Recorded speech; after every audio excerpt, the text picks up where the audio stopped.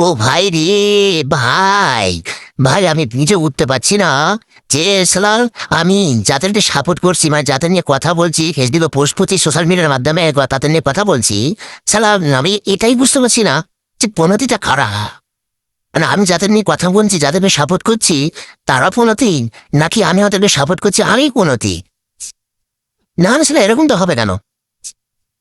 এই তো হুমায়ুন কবির মুর্শিদাবাদে একটা মসজিদ বানাচ্ছে, বাবরি মসজিদ। আমি সেটা নিয়ে একটু পোস্ট করেছিলাম, কথা বলেছিলাম সোশ্যাল মিডিয়ার মাধ্যমে। তো দেখি এই কদিন আগে, মানে এই 2 দিন আগে একটা ভিডিও হঠাৎ করে হুমায়ুন কবিরের ভাইরাল। সেটা কি আমার ইসলাম ধর্মকেই, আমরা মুসলমানদেরকেই মানে বিক্রি করে দিচ্ছে বিজেপির কাছে 100 কোটি টাকার বিনিময়ে।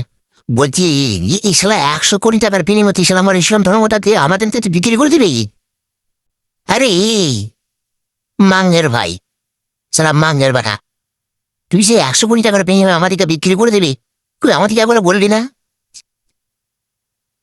আমরা জানি তুই RSS মার্কা, বিজেপি মার্কা, আমরা জানি এগুলো, কিন্তু বুঝতে পারছি না যে পনতিটা কি আমি?